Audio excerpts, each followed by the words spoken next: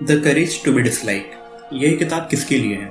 वे जो साइकोलॉजी या फिलॉसफी पढ़ना पसंद करते हैं, वे जो खुद से नफरत करते हैं या खुद को काबिल नहीं समझते, वे जो हमेशा खुद के बारे में सोचते रहते हैं। ये किताब आपको क्यों पढ़नी चाहिए? आज के वक्त में हम यह सोचकर परेशान रहते हैं कि दूसरे लोग हमारे बारे में क्या सोच रहे हैं। हम यह सोचते रहते हैं कि अगर हमारे साथ कुछ बुरा हुआ है तो उसका असर हमारे भविष्य पर पड़ेगा और हम उसे बदलने के लिए कुछ भी नहीं कर सकते। साथ ही हम बहुत ही ऐसी बेतुकी बातों को मानते हैं जो समाज ने या दूसरे साइकोलॉजिस्ट ने हमें बताई है। इस तरह के झूठ में से हम में से बहुत से लोग पले बड़े हैं। कभी समाज ने हमसे यह झूठ कहा तो कभी हमने खुद से ही यह झूठ कहा। यह किताब उन सारी गलत फहमियों पर से पर्दा उठाकर हमें यह बताती है कि किस तरह से हम खुद के साथ बेहतर संबंध बना सकते हैं, किस तरह से हम खुद को आज़ाद कर सकते हैं और किस तरह से हम खुश रह सकते हैं। इस किताब को पढ़कर आप क्या सीखेंगे? किस तरह से हम अपने नजरिए को बदलकर खुद को पूरी तरह से बदल सकते हैं? दूसरों की जिंदगी में दखल अंदाजी करना क्यों गलत है?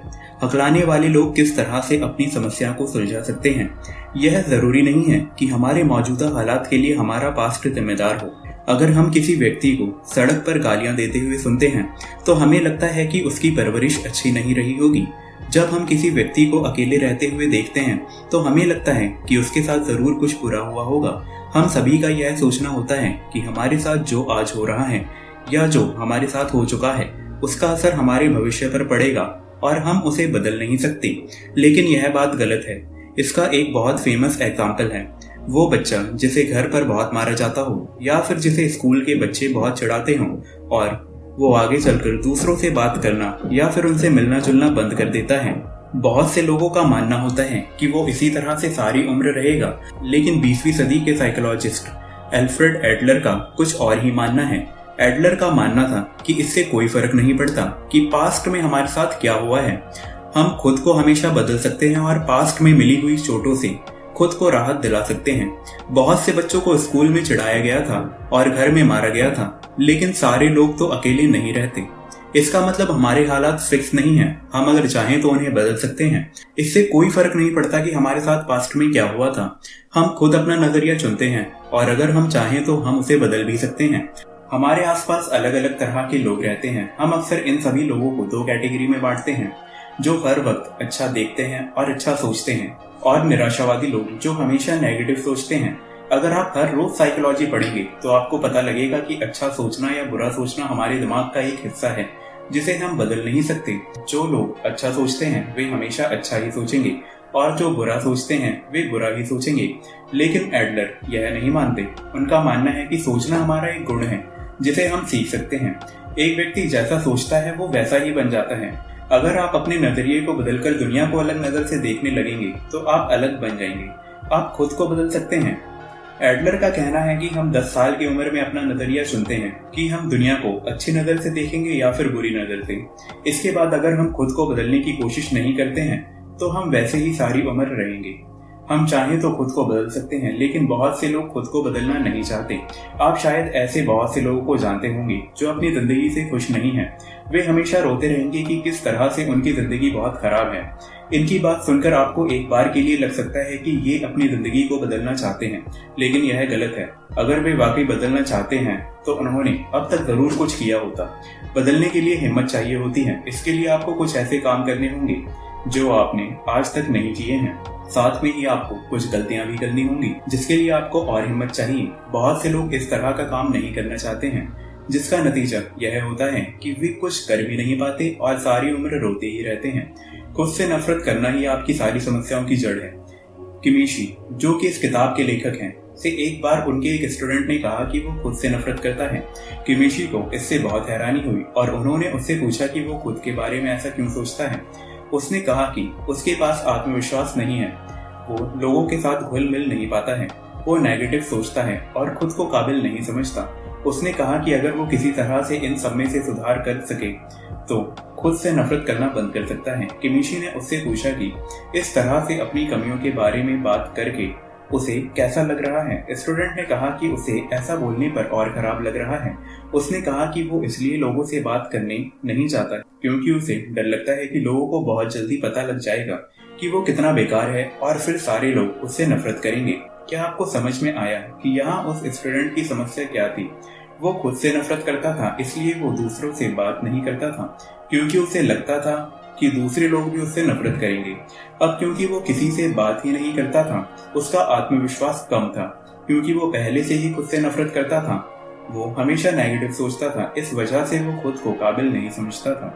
अगर वो खुद से नफरत करना छोड़ दे और खुद के बारे में अच्छा सोचने लगे, तो वो यह भी सोचना बंद कर देगा कि लोग उससे नफरत करेंगे, और वो उनसे बात करने जाएगा।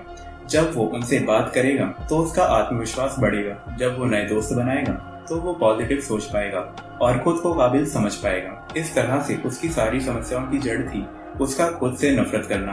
बाकी सब उस समस्या के लक्षण थे। अगर लोग अपनी समस्या के गलत समाधान खोजकर उसे अपनाने लगते हैं और फिर परेशान रहते हैं, अगर आपका आत्मविश्वास कम है तो किसी से बात ना करें कि आप इस समस्या को सुलझा नहीं देंगे। इसलिए खुद से नफरत करना बंद कीजिए। हर वक्त प्रतियोगिता करना बिल्कुल भी ठीक नहीं है। हमें बचपन से ही प्रतियोगिता करके क्लास में फर्स्ट आने के लिए कहा जाता है। हमें यह सिखाया जाता है कि प्रतियोगिता करके ही हम खुद को बेहतर बना सकते हैं। लेकिन प्रतियोगिता में समस्या यह है कि इससे हम खुद को विनर या लूजर समझने लगते हैं। हम यह सोचने लगते हैं कि या तो हम बहुत समझदार हैं या बिल्कुल बेवकूफ। हम हमेशा खुद की तुलना दूसरों से करते रहते हैं और उन्हें अपने कॉम्पिटिटर की तरह देखने लगते हैं। इस तरह से सारी दुनिया हमारी कॉम्पिटिटर बन जाती है। ऐसे में जो हारते हैं वे खुद को बेकार समझते हैं और जो जीतते हैं वे खुद को समझदार बनाए रखने के लिए हमेशा नंबर 1 पर रहने की कोशिश करते हैं। हम अपनी काबिलियत को दूसरों के हिसाब से नापने लगे हैं और कभी खुश नहीं रहते। अगर आपकी खुशी बाहरी लोगों पर निर्भर करती है तो आप कभी खुश नहीं रहेंगे। दुनिया में कहीं ना कोई हमेशा होगा जो आपसे बेहतर काम कर रहा होगा, जो आपसे ज्यादा स्मार्ट होगा और आपसे ज्यादा कामयाब होगा। लेकिन इस तरह से खुद की तुलना करते रहने से आप कभी खुश नहीं रहेंगे। इसके अलावा बहुत से लोग अपनी शक्ल को लेकर बहुत परेशान रहते हैं। वे हमेशा यह सोचते रहते हैं कि दूसरे उनके बारे में खराब सोच रहे होंगे या उनमें कमियां निकाल रहे होंगे। लेकिन सच्चाई यह है कि किसी को फर्क नहीं पड़ता कि आप कैसे दिखते हैं। लोग सिर्फ आपका व्यवहार देखते हैं। एपीजे अब्दुल कलाम भी स्मार्ट नहीं थे, लेकिन लोग फिर भी उन्हें पसंद करते थे। नवाजुद्दीन सिद्दीकी और नाना पाटेकर भी स्मार्ट नहीं दिखते, लेकिन उनकी एक्टिंग लोगों को हमेशा पसंद आती है। लोग आपकी शक्ल से खुश नहीं होते, बल्कि आपके व्यवहार से होते हैं। अपनी जिंदगी में दूसरों की उम्मीदों को पूरा करने की कोशिश मत कीजिए। हम अक्सर दूसरों को खुश करने की कोशिश करते रहते हैं, यहाँ तक कि हम हमेशा दूसरों के बनाए गए नियमों के हिसाब से चलते रहते हैं। एग्जाम्पल के लिए, जब हम बच्चे होते हैं तो स्कूल में हमें यह सिखाया जाता है कि अगर हम कोई अच्छा काम करेंगे तो हमें इनाम मिलेगा, और अगर हम कुछ खराब काम करेंगे तो हमें सजा दी जाएगी।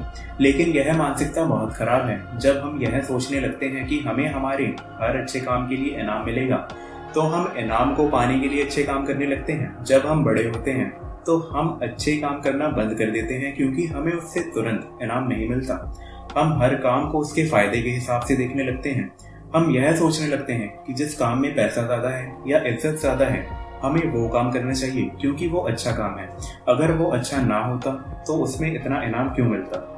इस तरह से हम अपनी जिंदगी दूसरों के बनाए गए नियमों के हिसाब से जीने लगते हैं और हमें इसका पता भी नहीं लगता। इसके अलावा बहुत से परिवार के लोग अपने बच्चों को एक खास तरह का कैरियर चुनने के लिए कहते हैं। बहुत से परिवार वालों का कहना होता है कि हमारे घर में हर कोई डॉक्टर था और इसलिए तुम्हें भी डॉक्टर बनना चाहिए। लेकिन अपने बच्चों से इस तरह से काम करवाने से वो एक ऐसे काम में फंस जाएगा जिससे उसे नफरत है और वो सारी उम्र नाखुश रहेगा। तो इसलिए अगर आपको सबके हिसाब से रहना छोड़कर अपने हिसाब से रहना है तो आपको बहुत से लोगों को निराश करना होगा। आपको यह सोचना बंद करना होगा कि दूसरे आपके काम के बारे में क्या सोचेंगे और उस काम को करने के बाद आपको क्या मिलेगा। आप अपने मन की सुनिए, और अगर आपका मन किसी काम को करने का करता है तो उसे कर दीजिए। दूसरों की जिंदगी में घुसना अच्छी बात नहीं होती। बहुत से लोग हमेशा दूसरों को सलाह देते रहते हैं कि उन्हें क्या करना चाहिए।